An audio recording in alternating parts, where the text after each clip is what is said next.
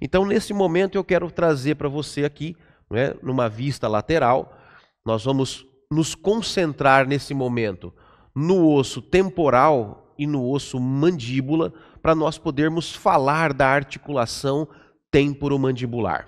Essa articulação, né, com essa denominação temporomandibular, já faz você ter a percepção de que é a relação direta entre o osso temporal e a mandíbula, né, temporomandibular. O nome diz qual é a conexão óssea que você vai encontrar.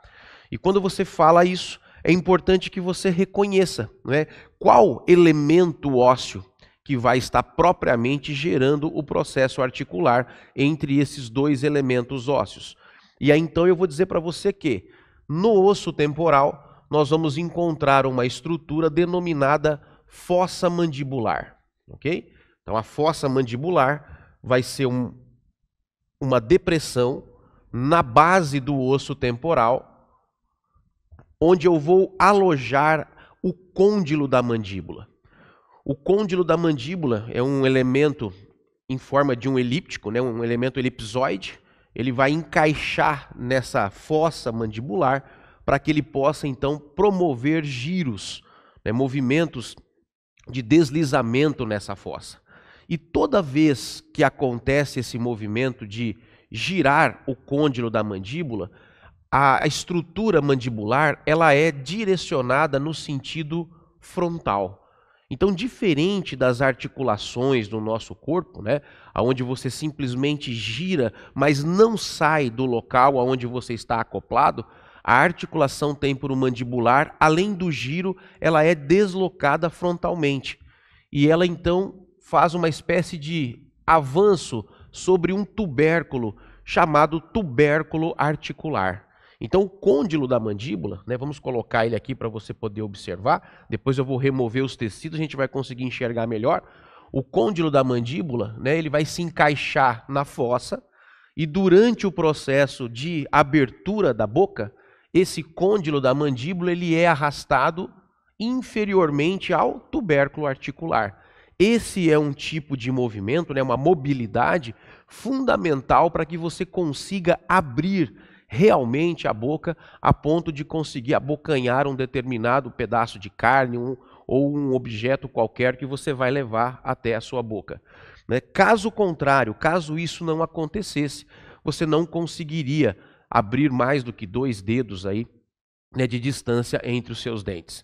Então é fundamental para que você consiga ter uma abertura, né, da cavidade oral, a ponto de abocanhar algo, né, de tamanho maior, né, um pedaço grande de carne que você vai morder, né, que haja, né, esse movimento do côndilo da mandíbula saindo, né, da estrutura da fossa e avançando até o tubérculo articular. Isso é algo inerente a esta articulação apenas aqui no nosso corpo. Uma outra coisa que é importante nós falarmos é que nós precisamos, então, fazer uma classificação dessa articulação. Não é? Quando nós pensamos na estrutura articular, em outras aulas nós já comentamos sobre isso, que toda articulação ela precisa ser classificada, não é? E tipificada. A articulação temporomandibular não é diferente. Ela é uma articulação sinovial, tá bem? É a única articulação aqui na cabeça com essa classificação sinovial. E você já tem essas informações de outras aulas, não é? Uma articulação sinovial é aquela que tem uma cápsula, tem membrana sinovial, não é? Consegue produzir um fluido chamado fluido sinovial, não é? Contém uma cartilagem hialina revestindo as suas extremidades ósseas e algumas delas acabam tendo dentro da sua estrutura capsular a presença de um disco ou até mesmo de um menisco. Nós já falamos a respeito disso. Então, esta articulação temporomandibular, ela é uma articulação sinovial que apresenta essas características mencionadas rapidamente aqui para você, tá bem?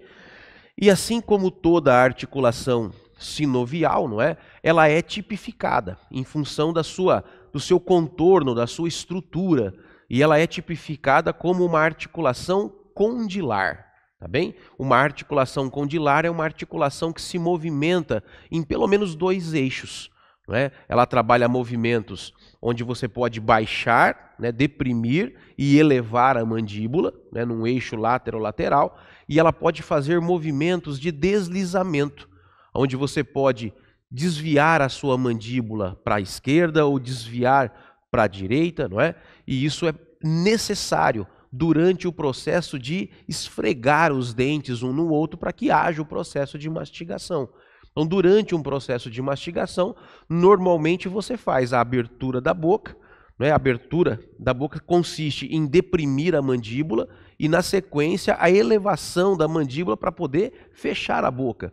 E nesse momento em que você faz a elevação, normalmente você balança a mandíbula embaixo da maxila, esfregando um dente no outro para que haja o processo de mastigação. Então, esse movimento de deslizamento acontece também na articulação temporomandibular, graças a essa tipificação condilar dela. Porque se nós a tipificássemos como um gínglimo, como muitos pensam, não é?